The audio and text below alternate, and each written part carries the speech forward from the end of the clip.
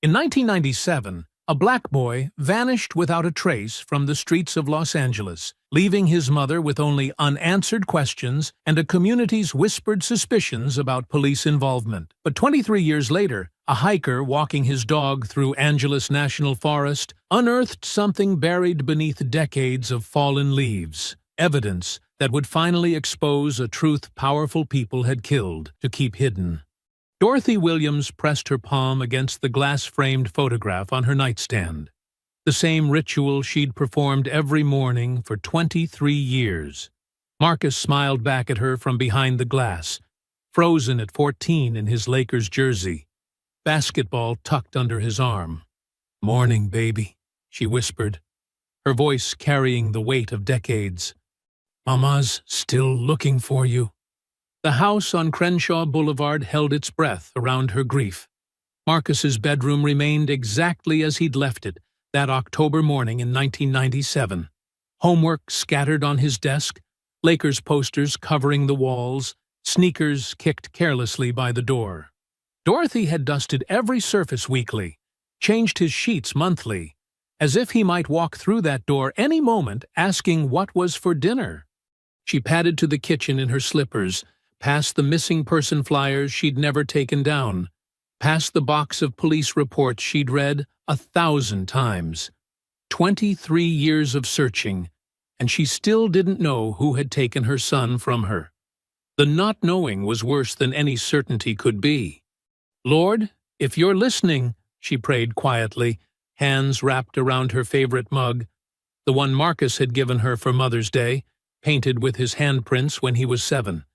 "Please, just let me know what happened to my baby." 20 miles away, Thomas Chen adjusted his hiking boots and shouldered his backpack. The morning air in Angeles National Forest carried the scent of pine and possibility.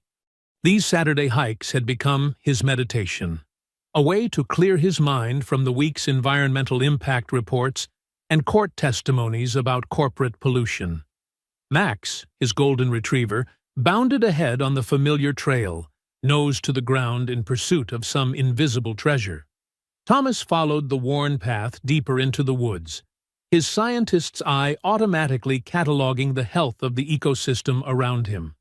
"Max, stay close," he called, when the dog disappeared behind a cluster of manzanita bushes. The excited barking that followed wasn't Max's usual squirrel-chasing enthusiasm. Thomas pushed through the undergrowth and found his dog pawing at something partially buried beneath decades of fallen leaves and forest debris. "What did you find, boy?" Thomas knelt and carefully brushed away the organic matter, revealing the corner of what appeared to be an old suitcase. The leather was cracked and discolored, metal clasps green with oxidation. His methodical nature kicked in. He photographed the scene with his phone before disturbing anything further, then gently worked the case free from its earthen tomb. The clasps resisted at first, then gave way with a metallic groan. Inside, protected by plastic bags that had somehow survived the elements, were clothes. A Lakers jersey caught his attention immediately. Purple and gold fabric faded, but intact. He lifted it carefully and something crinkled in his hands. A tag sewn into the collar, with writing in black marker. Marcus Williams, followed by an address on Crenshaw Boulevard. Thomas stared at the jersey, his scientific mind processing the implications. This wasn't just discarded clothing. Someone had cared enough to label it, to preserve it. Someone was missing this. The drive back to Los Angeles felt endless. Thomas had carefully sealed the jersey in one of his specimen bags, treating it like the evidence it might be. The address led him through neighborhoods that had changed dramatically since he'd moved to LA 15 years ago. Gentrification pushing longtime residents further east and south. Crenshaw Boulevard held on to its character despite the encroaching change. The house that matched the address was small but well-maintained, with a garden full of roses and an American flag hanging from the porch.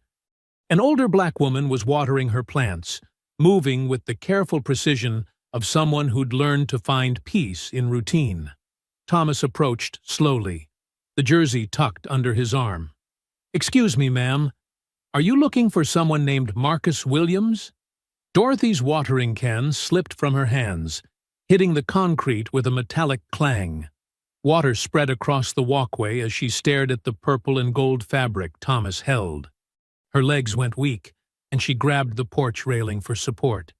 "Oh, my God!" she breathed, her voice breaking. That's my baby's jersey." Tears began streaming down her face as 23 years of hope and desperation collided. "Where did you find my baby's jersey? Please tell me you found my son." Thomas watched a mother's heart shatter and rebuild itself in the span of seconds. "Ma'am, I think we need to talk." Dorothy's hands shook as she led Thomas into her living room, clutching the jersey like a lifeline. The shrine that dominated one wall told the story of a life cut short. Photographs of Marcus at every age, his basketball trophies, certificates from school, candles that had been lit countless times. "Sit down," she said, her voice wavering between command and plea. "I need to know everything. Every single detail about where you found this."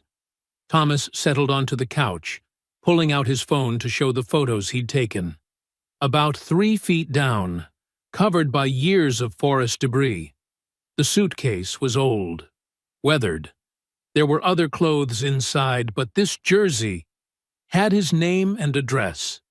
Dorothy's finger traced the faded writing, fresh tears spilling. "I taught him to write his information on everything. Case it gets lost," I'd tell him. "Never thought—" She couldn't finish. "Mrs. Williams, how long has Marcus been missing?" 23 years, 4 months, and 9 days. The precision of her answer revealed the weight she'd carried. "But he's not missing. Missing means we don't know what happened. Someone took my baby. Someone killed my baby. I just don't know who." She stood abruptly and disappeared down the hallway, returning with a thick manila folder and worn notebooks. "I've been investigating since the day he disappeared. The police gave up, but I never stopped looking." Thomas watched her spread documents across the coffee table with practiced efficiency. Police reports, witness statements, maps with locations marked in different colored ink, newspaper clippings yellowed with age. "Tell me about that day," Thomas said gently. Dorothy's breath caught, and suddenly she was back in that kitchen 23 years ago. The memory hit her like a physical blow. "October 15th, 1997, she began, her voice breaking. "Marcus left for school wearing this exact jersey. He had basketball tryouts after classes, was so excited he could barely eat breakfast." The flashback consumed her. "Mama, you think I'll make varsity?" Marcus had asked, bouncing a basketball against the kitchen wall despite her repeated requests not to. "Marcus Williams, stop that bouncing before you knock something over." But she'd been laughing, unable to contain her pride in his determination. "I'm gonna play for the Lakers someday, just like Magic Johnson. You gonna sit courtside and cheer for me." He'd kissed her cheek and grabbed his backpack. "Love you, Mama." "I love you too, baby. Come straight home after practice." "I will. Promise." But he never came home. Dorothy collapsed back into her chair, sobbing. "He promised me he'd come home. My baby always kept his promises, Mr. Chen. Always." Thomas moved closer, his heart breaking for this woman's pain. "Mrs. Williams, what did the police investigation find?" "Nothing!" The word exploded from her with 23 years of frustration. "They spent 2 weeks looking before they decided he was a runaway. Said he probably joined a gang or got involved with drugs.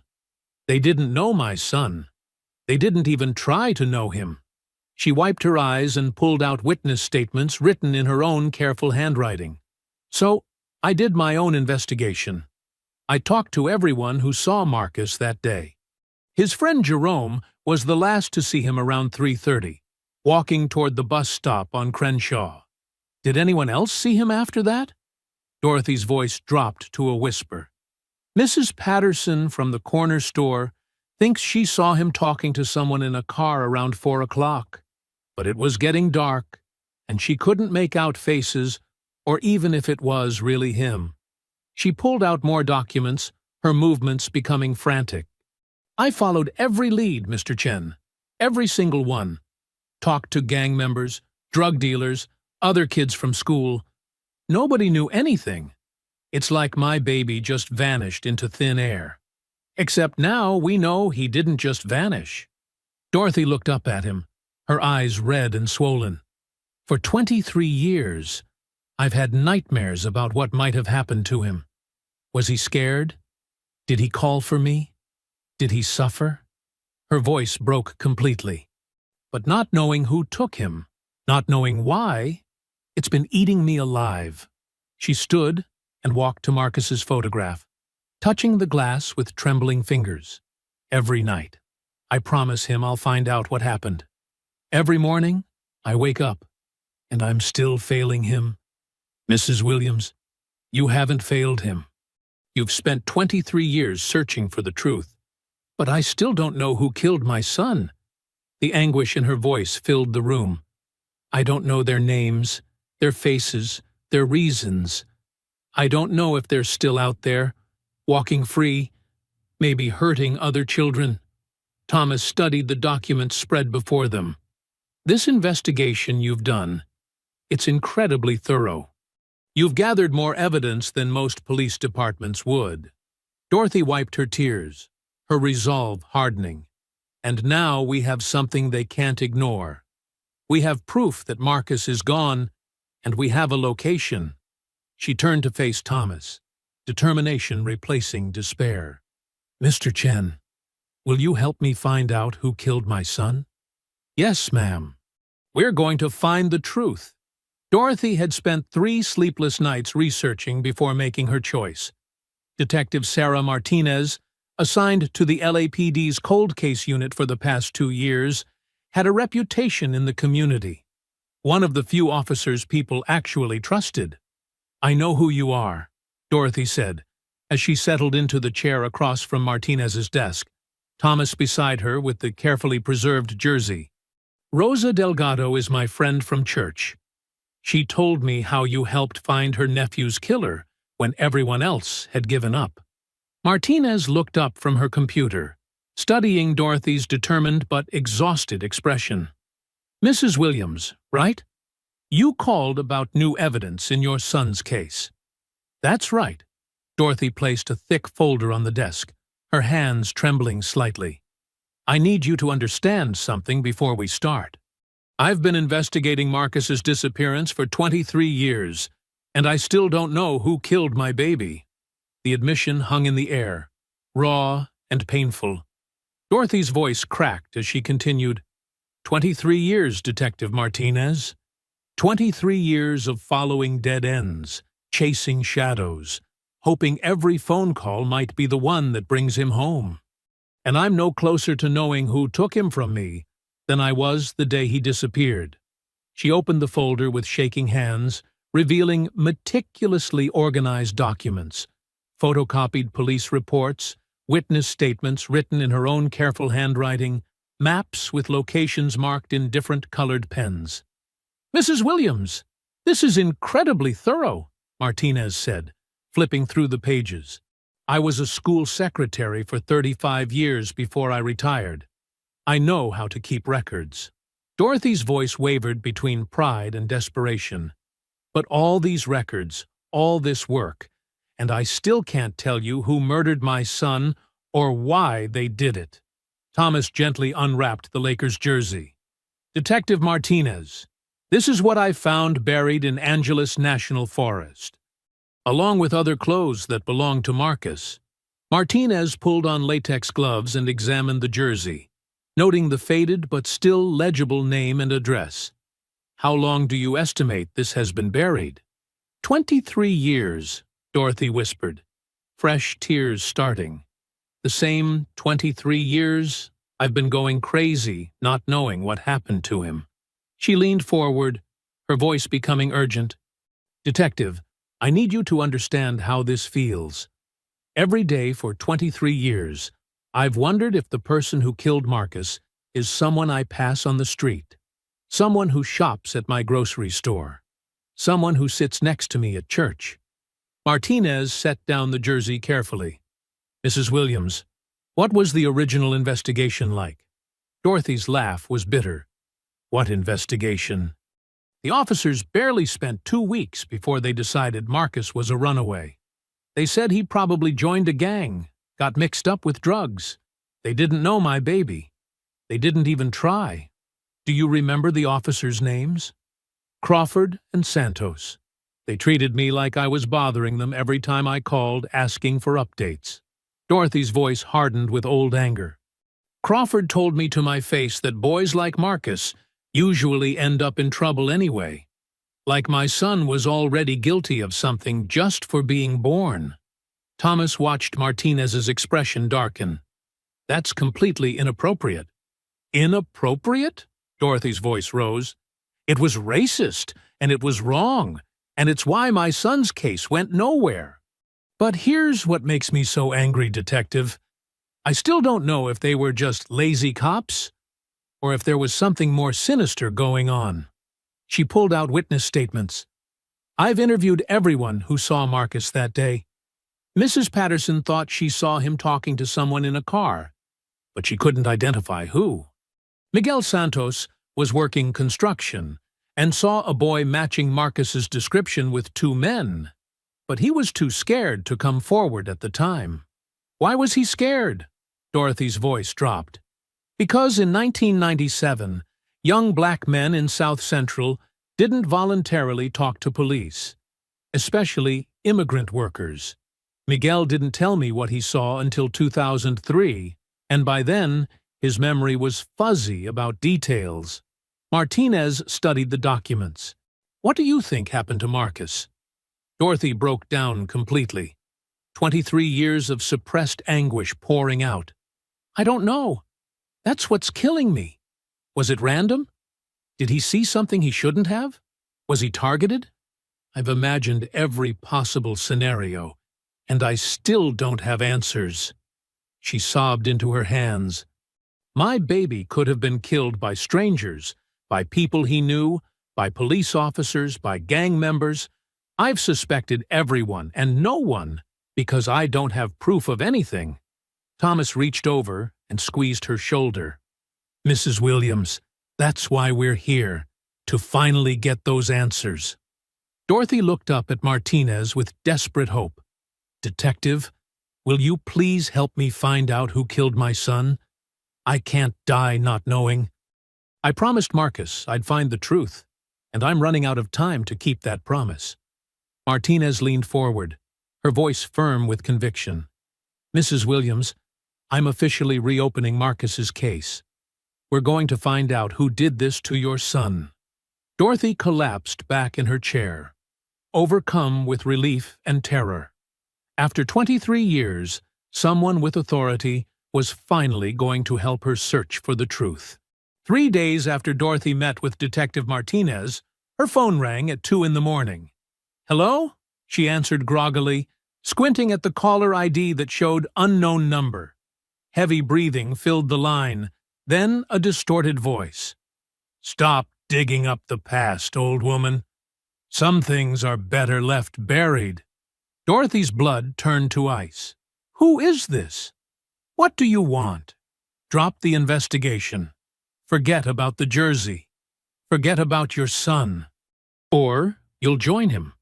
The line went dead. Dorothy sat in her dark bedroom, clutching the phone, her whole body trembling. After 23 years of searching, someone was finally scared enough to threaten her, which meant she was getting close to something, or someone, dangerous. The next morning, she found a dead cat on her front porch. This isn't right, Thomas said when he arrived an hour later, having rushed over after her panicked phone call. We need to call Detective Martinez. Already did. She's on her way. Dorothy stood in her doorway, refusing to be intimidated, despite the fear in her eyes. But don't you see what this means? Someone knows we're investigating. Someone powerful enough to get my phone number. Someone who's been watching. Mrs. Williams, maybe we should slow down. Slow down? Dorothy's voice exploded with fury. Mr. Chen, someone just threatened to kill me because I'm trying to find out who murdered my son.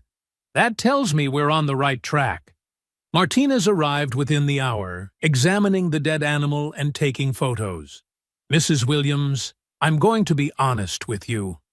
This escalation concerns me. Maybe you should consider backing off until we have more resources. Dorothy's eyes blazed. Detective, with all due respect, I've been waiting 23 years for someone to take my son's case seriously. Now that someone's scared enough to threaten me, you want me to quit? I want you to stay alive.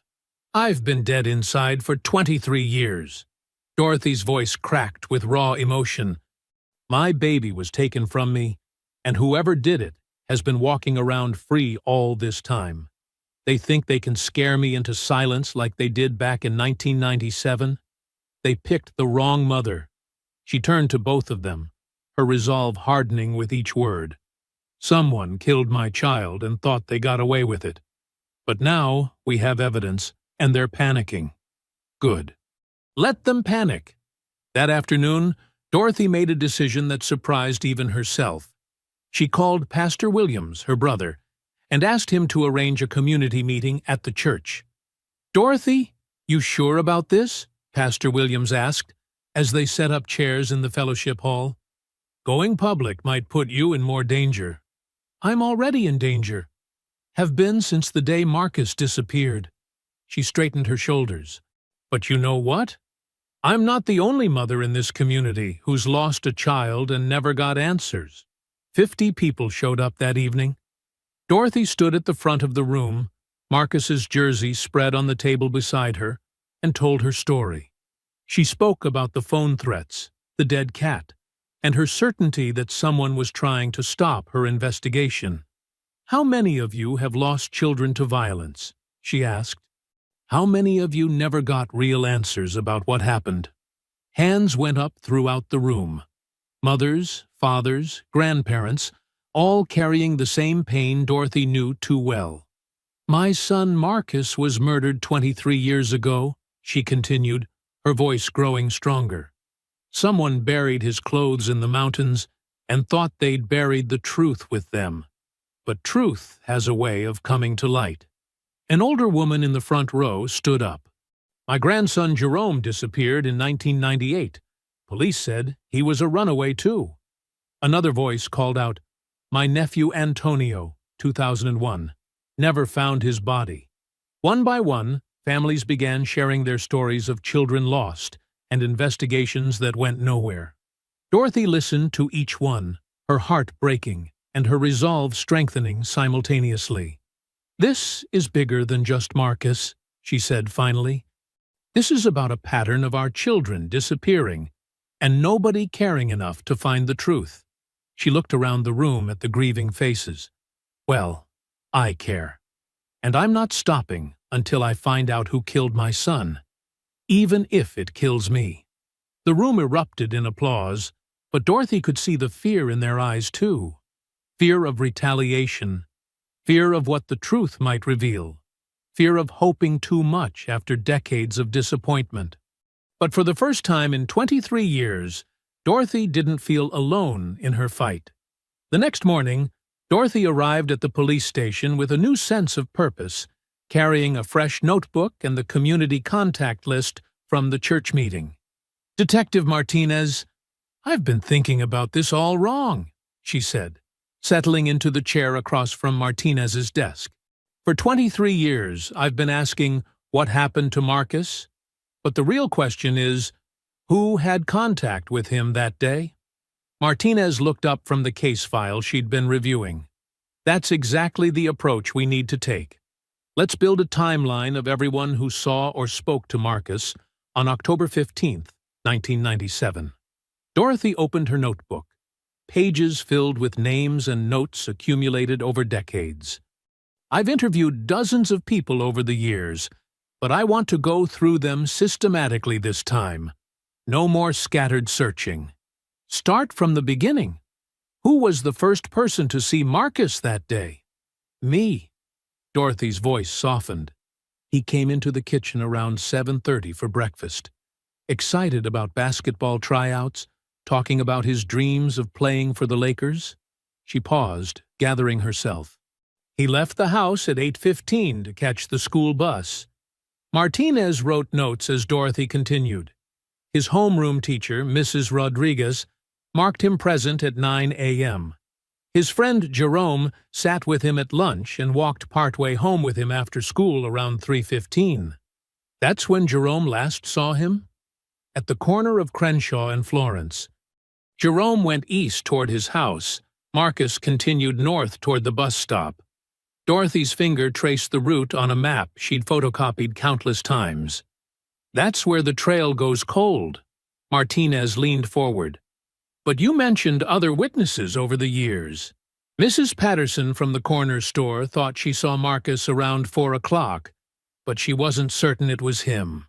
The lighting was poor, and she only got a glimpse. Dorothy flipped pages in her notebook. Then there's Miguel Santos, the construction worker. He was working on Florence Avenue that day. What did Miguel see? Dorothy's voice grew more intense. He saw a black teenager matching Marcus's description, talking to two men near a car. This was around 3:45, just 30 minutes after Jerome last saw him. Did Miguel provide descriptions of the men? That's where it gets complicated. Dorothy's frustration was evident. Miguel was undocumented in 1997. He was terrified of police, wouldn't come forward at the time. When I finally found him in 2003, his memory had faded. He remembered the boy looked scared, remembered the men were older, but couldn't recall specific details about their appearance. Martinez made more notes. Anyone else? A few people mentioned seeing police cars in the area that afternoon, but that wasn't unusual. There was Mrs. Chen, no relation to Thomas, who lived on Crenshaw. She was putting out trash when she heard voices getting loud somewhere nearby, but she didn't see anything. Dorothy's voice cracked slightly. The hardest part is knowing that someone out there saw what happened to my baby, but they either don't realize it or they're too scared to come forward. Mrs. Williams, after all these years, why do you think people would still be afraid to talk? Dorothy met her eyes directly. Because whoever killed Marcus has power. Real power. The kind that makes people disappear when they ask too many questions. Martinez felt a chill at Dorothy's words. What makes you think that? The threats started the moment we reopened this case. Whoever did this has been watching, waiting, making sure the truth stays buried. Dorothy's voice hardened with determination. But they made a mistake threatening me. It just proves we're getting close to something they don't want found. She stood up, gathering her papers. Detective, I want to re-interview every single person who might have seen Marcus that day. Someone knows more than they've said. Someone holds the key to finding out who killed my son. Where do we start? Dorothy's eyes blazed with renewed purpose. We start with Miguel Santos. It's time he told us everything he remembers about those two men. Miguel Santos lived in a small apartment in East L.A., his weathered hands telling the story of decades in construction. When Dorothy and Detective Martinez knocked on his door, his face immediately showed recognition and fear. Mrs. Williams, I told you everything I remember, he said nervously, glancing past them as if expecting to be watched. Miguel, please. We need you to try again. My son's killer is still out there. Dorothy's voice carried both desperation and determination. You're the only person who saw Marcus with those men. Reluctantly, Miguel let them inside. His small living room was filled with family photos and religious candles. He sat heavily in his worn armchair, avoiding eye contact. The boy was scared, Miguel began slowly. That's what I remember most. The way he kept looking around, like he wanted to run but couldn't. Martinez leaned forward. What about the men he was with? Older. White. One was bigger, thick like a football player. The other was thinner, had gray in his hair. Miguel's voice dropped. They weren't just talking to the boy. They were, how do you say, interrogating him. Dorothy's heart raced. Interrogating him about what? I don't know. But the boy kept shaking his head, like he was saying no to something. Then the bigger man grabbed his arm, and the boy tried to pull away. Miguel, Dorothy pressed, did you see where they took him? Miguel's hands trembled as he reached for a glass of water. Mrs. Williams, there's something I never told you, something I was too afraid to say. The room went silent. Dorothy gripped the arms of her chair. That morning, before I saw the boy with those men, I saw something else. Miguel's voice was barely a whisper. There was a deal happening. Drugs, money changing hands. Right there on Florence Avenue, in broad daylight. Martinez sat up straighter. Who was involved in the deal? Two men in suits. They looked like police, but they weren't in uniform. They were buying, not arresting. Miguel's eyes filled with fear. When the deal was done, one of them noticed me watching. He pointed at me, said something to his partner. That's when I got scared and went back to work. Dorothy felt her world shift. Miguel, are you saying Marcus might have seen this drug deal? The boy came walking down that street maybe 15 minutes later. If those men were still around, Miguel couldn't finish the sentence. Oh, God, Dorothy breathed, the pieces falling into place with horrible clarity. Marcus saw something he shouldn't have seen. Martinez's voice was tight with controlled anger. Miguel, can you describe these men in suits more specifically? The bigger one had a scar on his chin. The other one wore glasses, kept checking his watch like he was nervous. Miguel paused, then added reluctantly, Mrs. Williams, there's one more thing. I saw a police car parked around the corner. I thought maybe it was backup for the deal, you know? Like they were all working together. Dorothy stood up abruptly, pacing to the window. My baby was killed because he was in the wrong place at the wrong time. He saw corrupt cops dealing drugs, and they murdered him to keep him quiet. Mrs. Williams, we need to be careful about assumptions. No! Dorothy spun around, her voice filled with anguish. Don't you see? This is why the original investigation went nowhere. This is why witnesses disappeared. This is why I've been threatened. Tears streamed down her face. My 14-year-old son was murdered because he witnessed police corruption, and then the system covered it up for 23 years. Miguel buried his face in his hands. I should have come forward. Maybe if I had spoken up, they would have killed you too, Dorothy said quietly, her anger shifting to heartbreak. They were willing to murder a child to protect their secret. They wouldn't have hesitated to silence a witness. She turned to Martinez with desperate eyes. Detective, how many other witnesses do you think they've eliminated over the years? The threats escalated that very night. Dorothy's car tires were slashed. Her mailbox was vandalized with the words, "Shut up," spray-painted in red. When she woke up the next morning to find her garden destroyed, every rose bush trampled, every flower bed torn apart, something inside her snapped. That's it, she screamed, standing in the ruins of her carefully tended garden. You want to threaten me? You want to destroy everything I care about? Well, you already took the most important thing in my life. Thomas arrived to find Dorothy sitting on her front steps, surrounded by the destruction, tears streaming down her face as she clutched a photo of Marcus. Mrs. Williams, maybe it's time to consider— Don't! She cut him off, her voice raw with emotion. Don't you dare suggest I give up. Not when we're this close to the truth. But even as she said it, the weight of 23 years crashed down on her. Dorothy buried her face in her hands and sobbed. Not the quiet tears she'd shed over the years, but deep, wrenching sobs that came from her soul. I'm so tired, she whispered between gasps. I'm so damn tired of fighting for justice that should have been given freely. I'm tired of being strong when all I want is my baby back. Thomas sat beside her on the steps. No one would blame you if you needed to stop. But Marcus would blame me. Dorothy's voice cracked with anguish. Every night for 23 years, I've promised his picture that I wouldn't give up. How can I break that promise now? She stood up suddenly, pacing in front of her destroyed garden. They killed my 14-year-old son because he saw something he shouldn't have seen.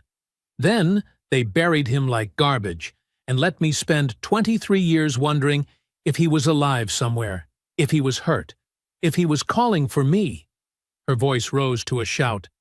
They let me blame myself. They let me wonder if I could have protected him. They watched me tear myself apart with guilt and grief, and they said nothing. Pastor Williams arrived just as Dorothy reached her breaking point. Sister, what's going on here? They destroyed Mama's garden, Thomas explained quietly. Someone's trying to intimidate her into stopping the investigation. Pastor Williams took in the scene. The slashed tires, the vandalized mailbox, his sister's tear-stained face. Dorothy, maybe the Lord is telling you. Don't! Dorothy whirled on him, fury blazing in her eyes. Don't you dare tell me this is God's will. God didn't kill my son. Evil men did. And God didn't spend 23 years covering it up. Corrupt cops did. She collapsed against her brother, finally letting herself be vulnerable. I'm scared, William. I'm so scared. But I'm more scared of living the rest of my life not knowing who killed Marcus and why. Pastor Williams held his sister as she cried. What do you need from me? Dorothy pulled back, wiping her tears with determination. I need my church family. I need people who will stand with me when these killers try to silence me. You have us. You've always had us. Then I'm going public with everything we've learned. Dorothy's voice grew stronger with each word. If they want to threaten me, let them do it in front of the whole city. Let them explain why they're so desperate to keep a 23-year-old murder case quiet. Thomas looked concerned. Mrs. Williams, that could put you in serious danger. I've been in danger since the day I started asking questions about Marcus's disappearance. Dorothy straightened her shoulders, her resolve hardening. But you know what? They made a mistake when they decided to threaten me. Because now I know for certain we're on the right track. She looked at both men with fierce determination. They're scared, and they should be. Because I'm not backing down until everyone knows what they did to my son. Dorothy's decision to go public sent shockwaves through Los Angeles. Channel 7 News ran her story as their lead segment. Mother's 23-year search for justice. New evidence in cold case murder. Dorothy sat across from reporter Maria Gonzalez, Marcus's Lakers jersey displayed prominently between them. Mrs. Williams, you believe your son witnessed police corruption and was killed to silence him, Maria said. That's a serious allegation. It's not an allegation. It's the truth. Dorothy's voice was steady, her eyes blazing with conviction. My son Marcus was murdered because corrupt officers couldn't let him live with what he'd seen. They buried his body like he was nothing, then spent 23 years watching me suffer. The story spread across social media within hours. Justice for Marcus began trending. Dorothy's phone rang constantly.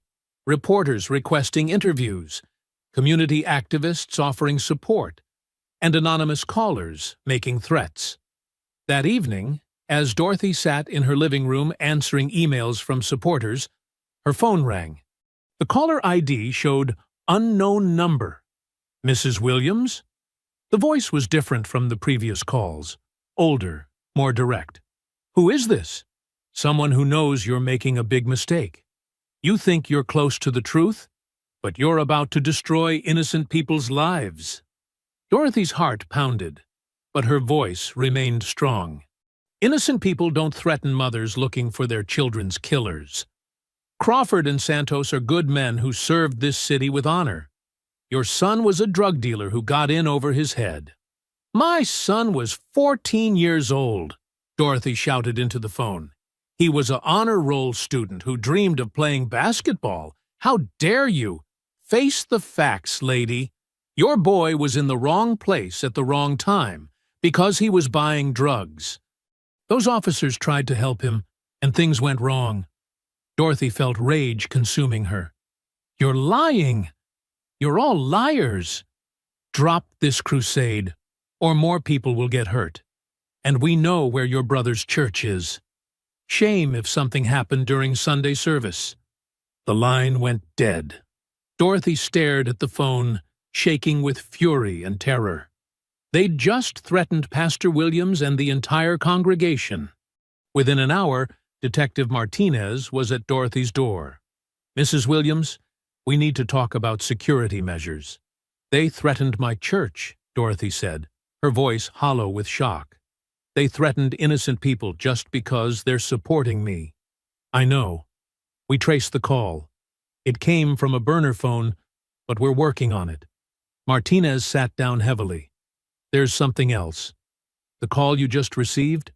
It mentioned Crawford and Santos by name." Dorothy looked up sharply.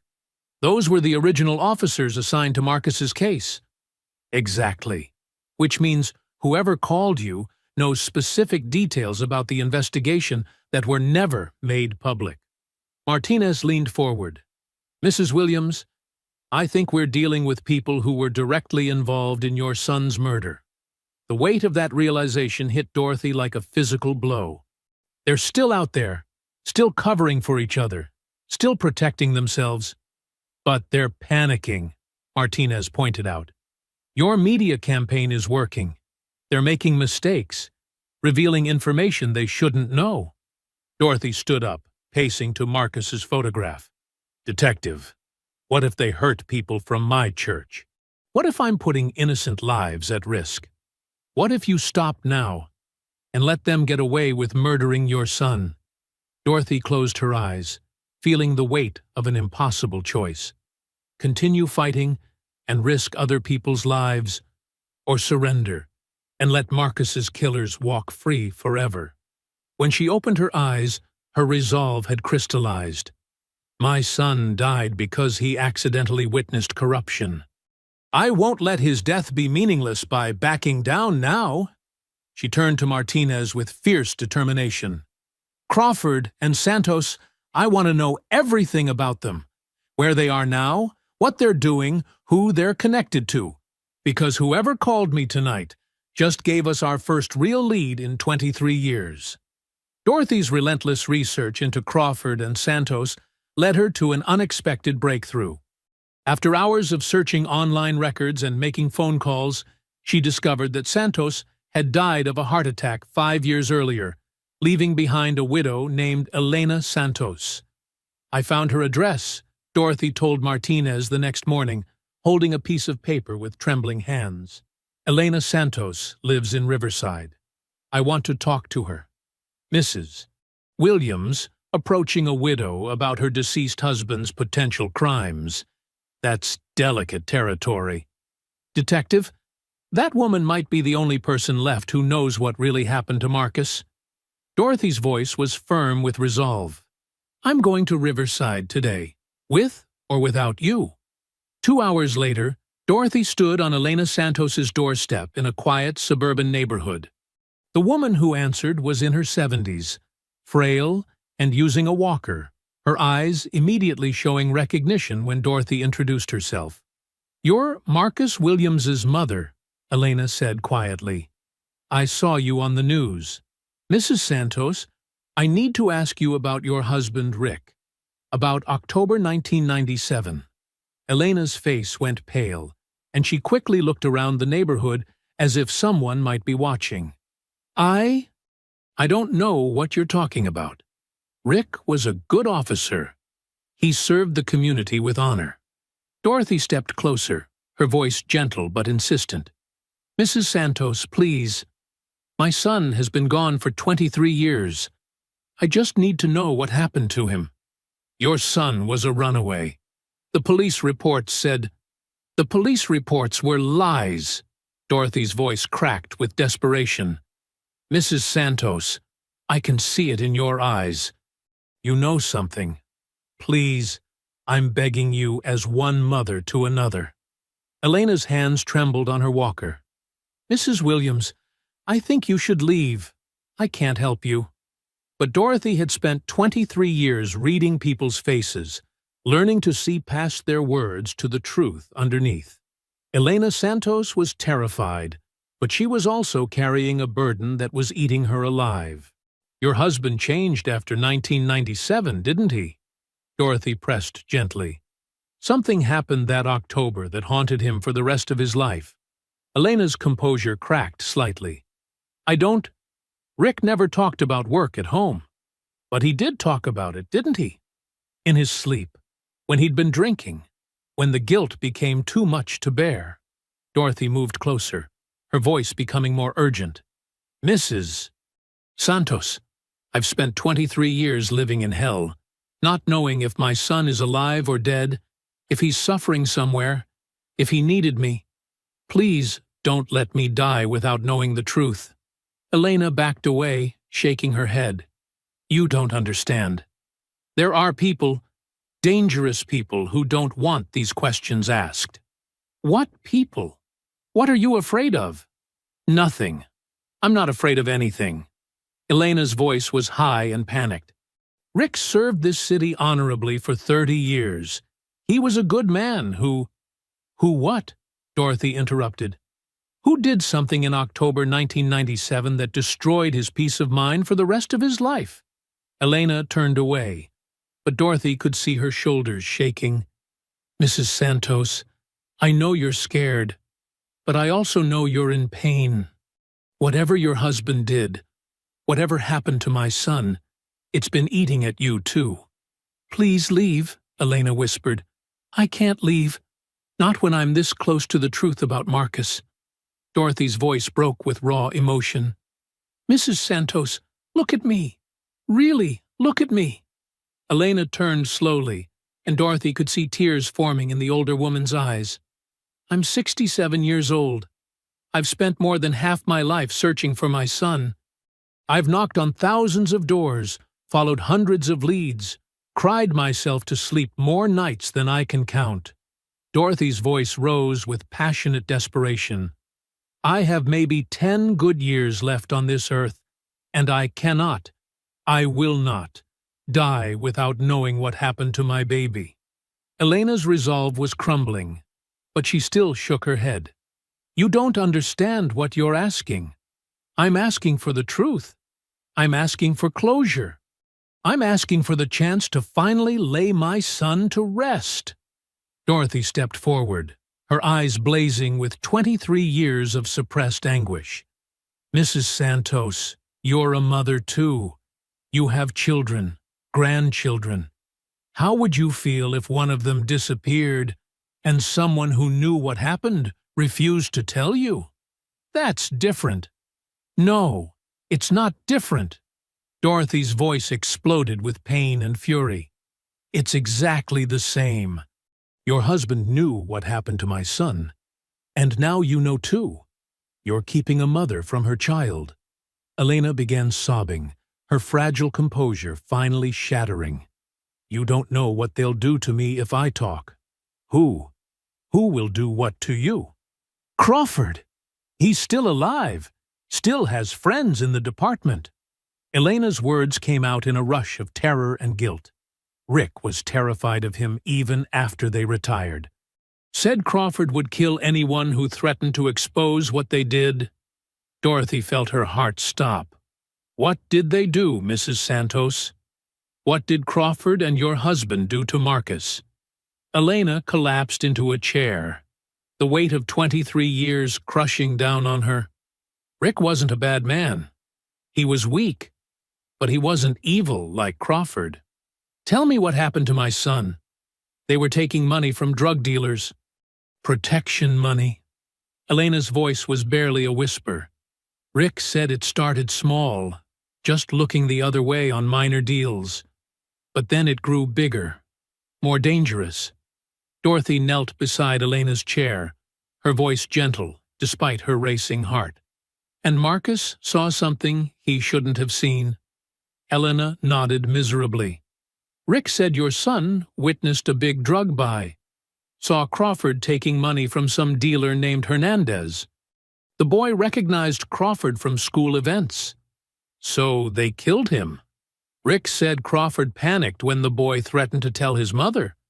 Rick wanted to just scare him, make him promise to stay quiet. But Crawford...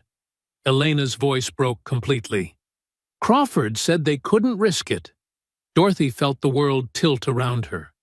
After 23 years of wondering, of imagining every possible scenario, the truth was more brutal than her worst nightmares. Where is my son's body, Mrs. Santos? Elena was sobbing uncontrollably now. Rick kept detailed records. He was paranoid that Crawford would eventually kill him too, so he documented everything as insurance. What kind of records? A journal, photos, even audio recordings he made secretly. Elena looked up at Dorothy with tortured eyes. After Rick died, I found everything hidden in our garage. I've read it 100 times, and every time it breaks my heart all over again. Elena struggled to her feet and disappeared down a hallway, returning with a small metal box. Your son didn't deserve what happened to him. And you didn't deserve to suffer for 23 years not knowing. She handed Dorothy the box with trembling hands. Mrs. Williams, I'm sorry. I'm so sorry I didn't come forward sooner. I was too scared, too ashamed. Dorothy opened the box to find a leather journal, photographs, and several cassette tapes. The first entry in the journal was dated 3 months before Santos died. I can't sleep anymore. Every night I see that boy's face. Marcus Williams, 14 years old. Crawford shot him in cold blood, and I helped bury the body. God forgive me. I helped cover up the murder of a child. Dorothy's hands shook as she continued reading. 23 years of questions were finally being answered, but the truth was more devastating than she'd ever imagined. Mrs. Santos, she said quietly, will you help me make sure Crawford pays for what he did to my son? Elena nodded through her tears. It's time. Rick would want the truth to come out. He carried that guilt to his grave.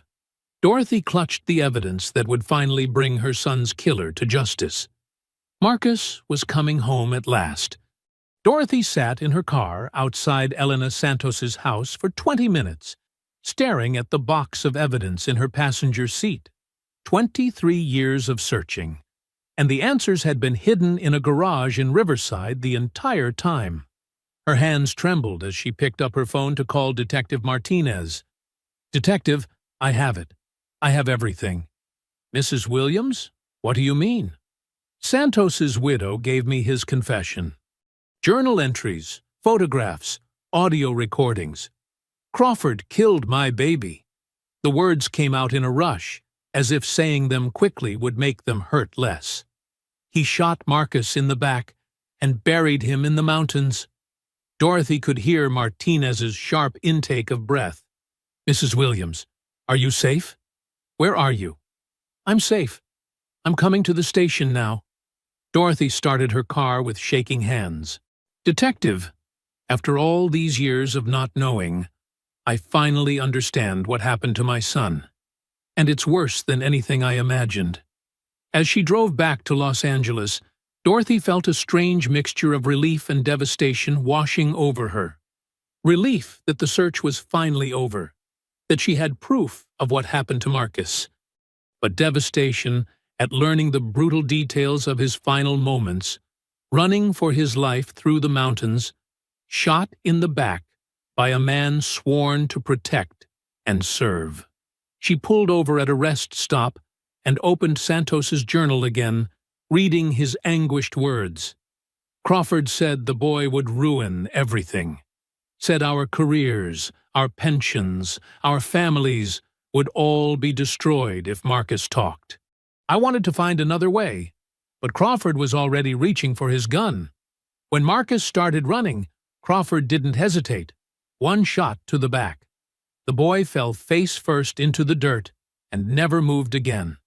Dorothy closed the journal and wept for her son's terror, for the 23 years she'd spent wondering, for the justice that had been denied for so long. But underneath the grief was something else, a fierce satisfaction that Crawford's time of hiding was finally over. 300 miles away in Phoenix, Jim Crawford was drowning in paranoia and guilt. Ever since Dorothy Williams had appeared on television with that damned Lakers jersey, his carefully constructed life had been unraveling. He'd barely slept in weeks, jumping at every unexpected sound, checking his security cameras obsessively. The threatening phone calls he'd made to Dorothy Williams had been desperate, impulsive acts that he immediately regretted. He'd used voice changers, burner phones, anything to hide his identity. But even as he made the threats, he knew he was making things worse.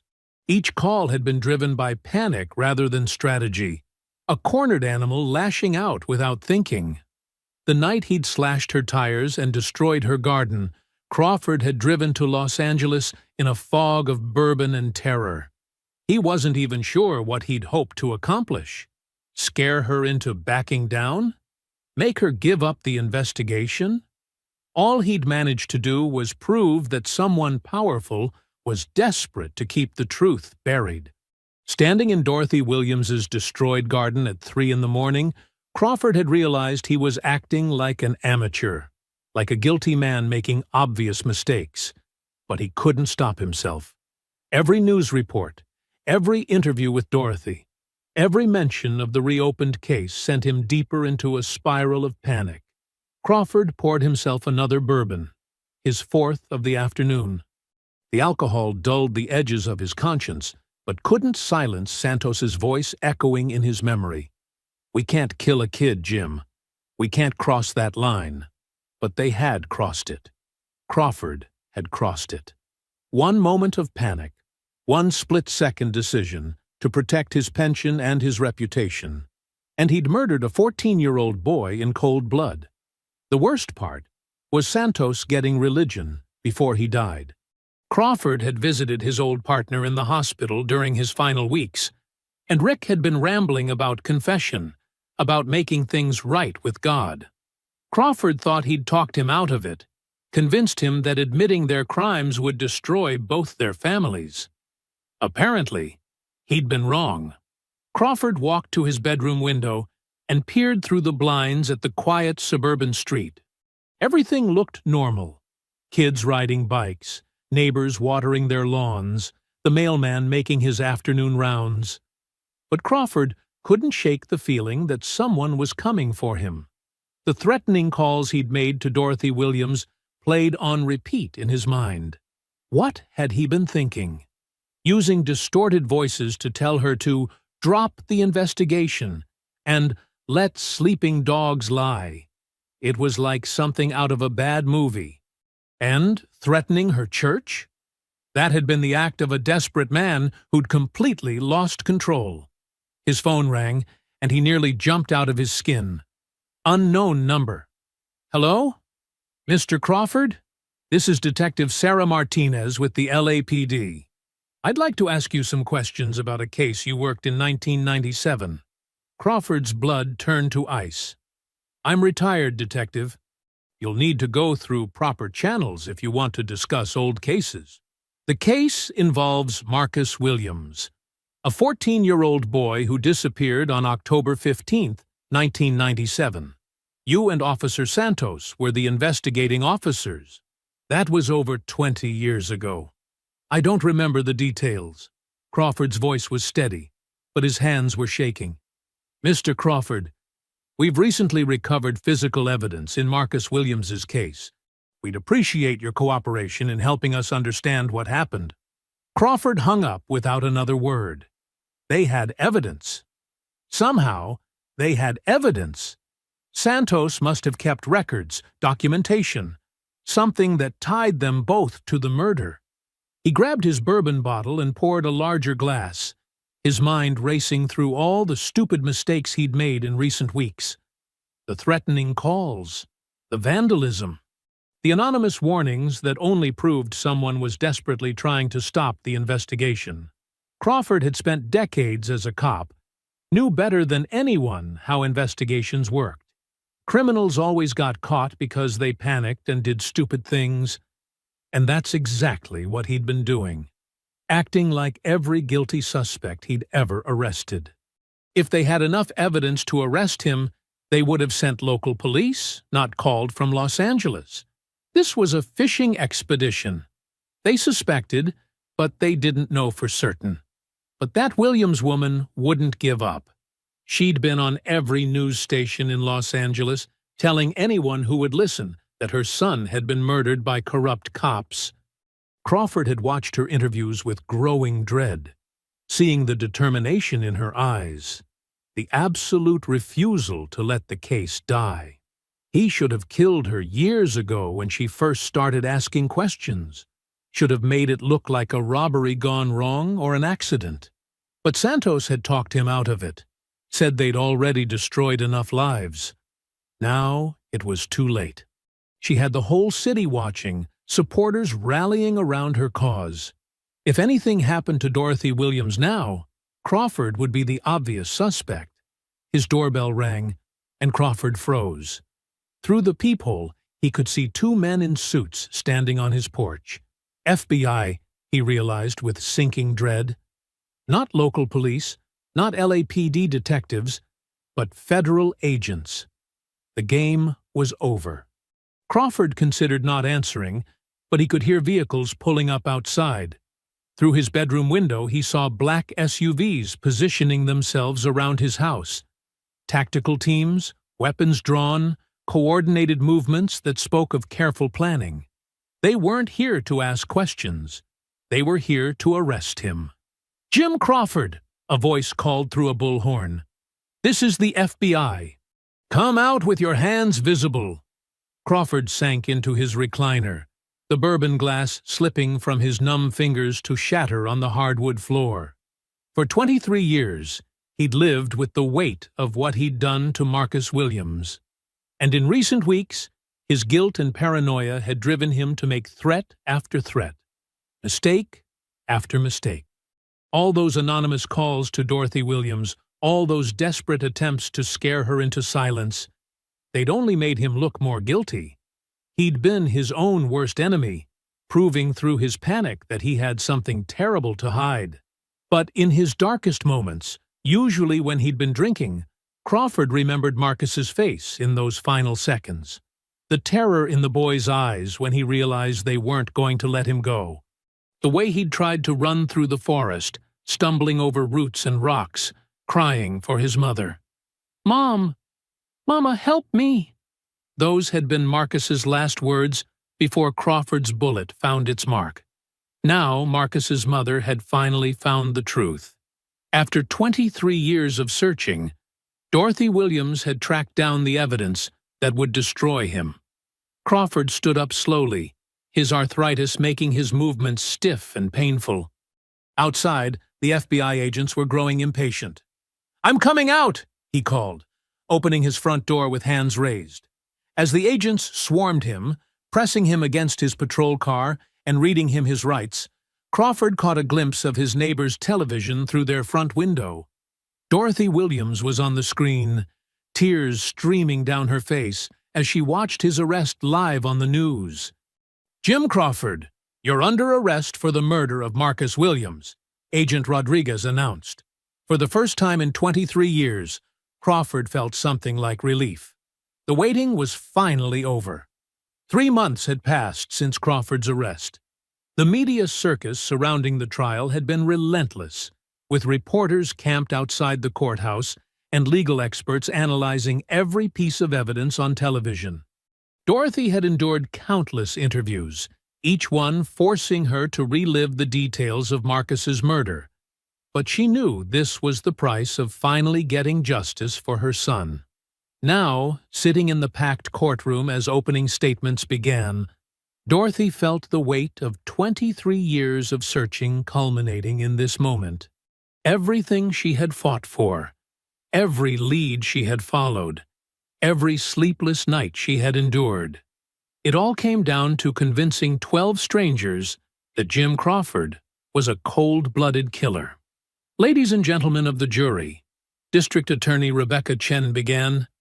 23 years ago, 14-year-old Marcus Williams left for school, excited about basketball tryouts.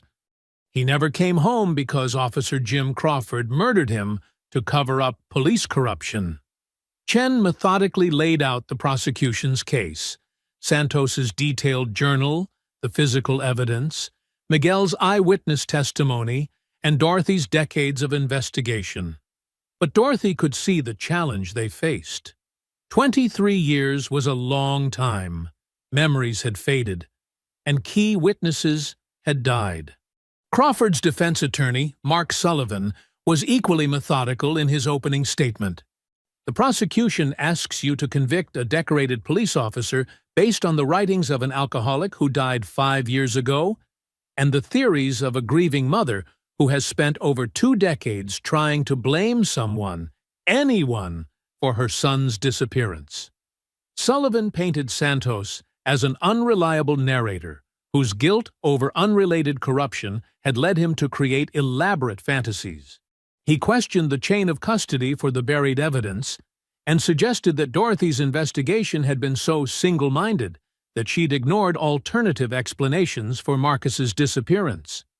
As the trial progressed over the following weeks, Dorothy watched the jury's faces carefully. Some seemed moved by her testimony about Marcus's character and dreams. Others appeared skeptical when Sullivan cross-examined her about her investigative methods. The middle-aged black woman in the front row nodded sympathetically when Dorothy described the police department's initial dismissive attitude. But the older white man in the back seemed more convinced by Sullivan's arguments about reasonable doubt. Miguel Santos took the stand and testified about seeing Marcus with 2 men on the day he disappeared. But Sullivan's cross-examination revealed gaps in his memory and his initial reluctance to come forward. Elena Santos testified about finding her husband's confession materials, but Sullivan suggested she could have misunderstood Rick's guilt over other matters. The tension in the courtroom was palpable as each side scored points and suffered setbacks. Dorothy could feel the case teetering on a knife's edge. Some jurors seemed convinced of Crawford's guilt, while others appeared to have reasonable doubts. During a mid-afternoon recess in the 3rd week of trial, Dorothy found herself in the courthouse hallway when Crawford emerged from the men's room, temporarily separated from his legal team. For 23 years, she had imagined this moment, being alone with her son's killer. "Jim Crawford," she said quietly. He turned, his face immediately showing wariness when he saw her approaching. "Mrs. Williams, I don't think we should be talking without our attorneys present." Dorothy moved closer, her voice low but intense. "I don't care what you think. I've been waiting 23 years to tell you exactly what I think of you." Crawford glanced around nervously, looking for his lawyers or court security. "Mrs. Williams, this isn't appropriate." "Appropriate?" Dorothy's voice rose slightly. "You want to talk about what's appropriate? Was it appropriate when you murdered my 14-year-old son? The jury will decide." "The jury doesn't know you like I know you," Dorothy interrupted, stepping closer until Crawford backed against the wall.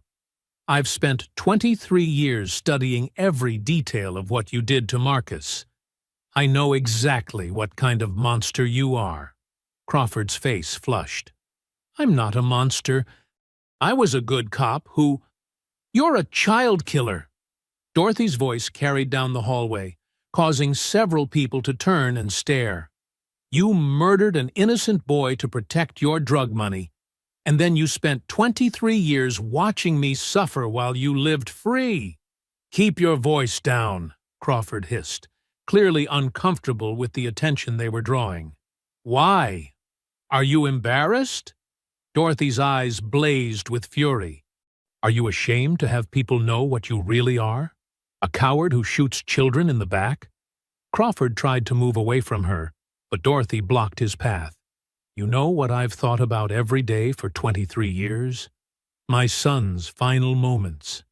How scared he must have been when he realized you weren't going to let him go home. Mrs. Williams, please. Please what? Please stop telling the truth about what you did? Dorothy's voice was building in intensity. Marcus was terrified, wasn't he? He called for me, didn't he? He died calling for his mama, while you and Santos decided his life was worth less than your pension. Crawford's composure was cracking. You don't know what you're talking about. I know exactly what I'm talking about. I know that you forced my baby into your patrol car and drove him to the mountains like he was some kind of criminal. Dorothy's voice echoed off the marble walls. I know that when he tried to run for his life, you shot him in the back like an animal. Stop it, Crawford whispered, sweat beading on his forehead. Why? Does the truth make you uncomfortable? Dorothy stepped even closer, her voice dropping to a deadly whisper. For 23 years, I've wondered if Marcus suffered, if he was in pain, if he understood what was happening to him. Now I know he died in terror because of you. Crawford was trembling now. It wasn't supposed to happen like that. But it did happen like that. You made it happen like that. Dorothy's control finally snapped, and she began shouting. You looked into the eyes of a scared child, and you decided he had to die. You're not a police officer. You're a murderer. I know. Crawford broke down completely, his voice cracking. God help me. I know what I did. Dorothy stared at him, this broken man who had destroyed her life. You took everything from me. My son, my peace, my faith in justice. You are the worst kind of monster, one who hides behind a badge while destroying innocent lives. She leaned in close, her voice filled with 23 years of suppressed rage. Whatever happens in that courtroom, you'll never be free from what you did to Marcus. You'll carry that guilt until the day you die. And even then, it won't be enough. Crawford slumped against the wall, completely shattered. Before he could respond, his attorneys appeared around the corner, immediately rushing to separate them. Mrs. Williams, you cannot be speaking to our client, Sullivan said sternly. I'm done talking to him, Dorothy replied, her voice steady again. I've said everything I needed to say. She walked away, leaving Crawford sobbing against the courthouse wall. When the trial resumed, Crawford seemed different, more withdrawn, less confident. His attorneys had to prompt him to sit up straight, and Dorothy noticed he kept glancing at her with haunted eyes. The prosecution's closing argument was powerful, with D.A. Chen weaving together all the evidence into a compelling narrative of corruption and murder. Marcus Williams died because he witnessed police corruption, and Officer Crawford chose to silence him permanently rather than face the consequences of his actions. Sullivan's closing was equally strong, emphasizing the lack of direct physical evidence and the reliance on circumstantial proof. You cannot convict a man of murder based on speculation and the writings of a dead alcoholic, no matter how tragic Marcus Williams's disappearance may be. When the jury retired for deliberations, Dorothy felt her entire life hanging in the balance. 4 hours later, they returned. Has the jury reached a unanimous decision? Judge Morrison asked. We have, Your Honor, the foreman replied. Dorothy held her breath, 23 years of hope and pain crystallizing into this single moment. On the charge of first-degree murder, we find the defendant guilty. The courtroom erupted in cheers and sobs of relief. Dorothy collapsed into Thomas's arms, overwhelmed by the realization that Marcus had finally received justice. Across the courtroom, Crawford sat stunned as his attorneys immediately began discussing appeals. Judge Morrison sentenced Crawford to life in prison without the possibility of parole. As they led him away in shackles, Crawford looked back at Dorothy one final time. She met his gaze without flinching, knowing that her son's killer would spend the rest of his life behind bars.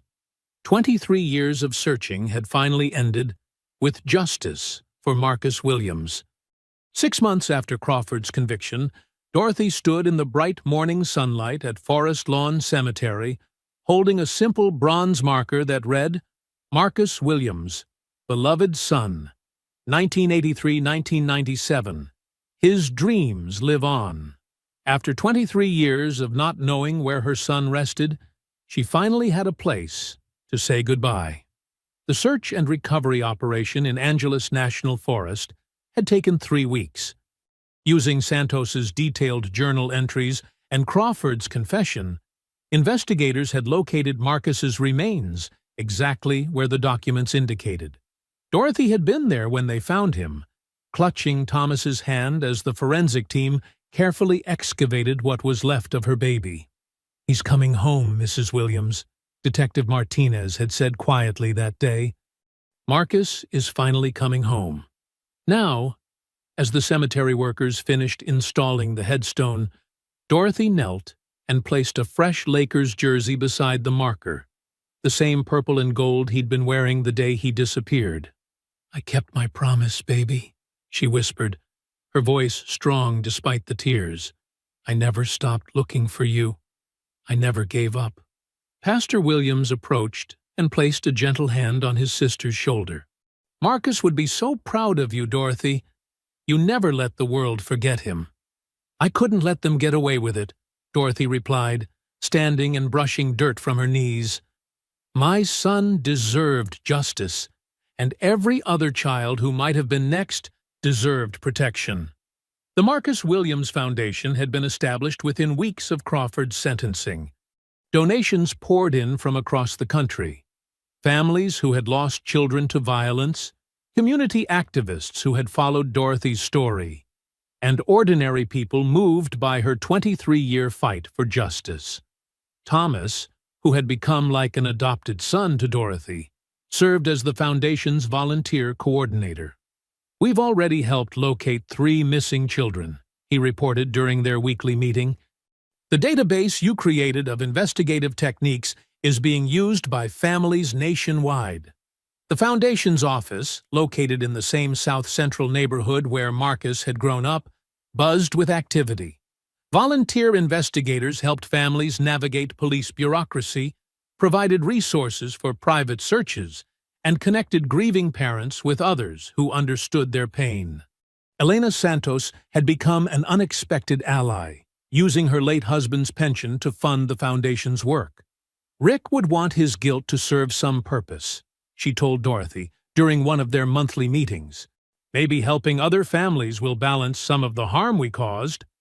Detective Martinez, who had been promoted to lieutenant after successfully closing several cold cases inspired by Dorothy's methods, stopped by the Foundation regularly.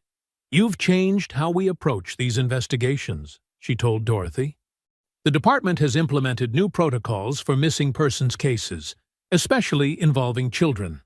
The protocols were unofficially called Marcus's Rules, requirements for thorough witness interviews, proper evidence preservation, and mandatory follow-up investigations when cases were initially classified as runaways." Dorothy's story had sparked broader conversations about police accountability and missing persons investigations. The Los Angeles Times ran a 5-part series examining other unsolved cases from the 1990s, several of which were now being reopened with fresh eyes. "Crawford wasn't working alone," Dorothy said during a television interview 6 months after the trial. "There were other officers involved in corruption, other cases that deserve scrutiny. Marcus's story isn't just about one murdered child. It's about systemic failures that let killers hide behind badges." The interview requests never stopped coming, but Dorothy was selective about which ones she accepted. Her focus remained on the Foundation and helping other families, not on reliving her own trauma for entertainment. "Some reporters want to sensationalize Marcus's story," she explained to Thomas. "But this isn't about me anymore. It's about making sure no other mother has to fight for 23 years to get answers about her child. Dorothy's relationship with Thomas had evolved into something resembling family. He visited every Sunday for dinner, helped with foundation business, and had become the son she'd never been able to raise after losing Marcus. "You saved my life, too," Thomas told her one evening as they reviewed grant applications. "Finding that jersey, meeting you, it gave my life purpose I didn't know I was missing." "Marcus brought you to me," Dorothy replied with a smile. "My baby is still taking care of his mama, even now." The Foundation's annual scholarship program awarded college funding to students from South Central who demonstrated academic excellence and community involvement. The kind of young people Marcus might have become friends with, might have mentored if he'd lived. At the first scholarship ceremony, Dorothy addressed the recipients with words that had become her mission statement. Marcus dreamed of playing for the Lakers, but his real dream was bigger than basketball. He wanted to make his community proud, to show the world that kids from South Central could achieve anything. You are living his dream. Crawford's appeals had all been denied. He would spend the rest of his life in state prison, and Dorothy felt no satisfaction in his suffering, only relief that he could never hurt another child. As Dorothy drove home from the cemetery that morning, she passed the corner where Marcus had last been seen alive. For the first time in 23 years, she didn't feel the crushing weight of unanswered questions. She felt something she hadn't experienced since October 15th, 1997. Peace. Marcus Williams was home. His story had sparked change that would protect other children. His mother's promise had been kept. The fight for justice was over, but the fight to honor his memory would continue for the rest of Dorothy's life. And that felt exactly right. I hope you enjoyed that story. Please like the video and subscribe so that you do not miss out on the next one. In the meantime, I have handpicked 2 stories for you that I think you will enjoy. Have a great day.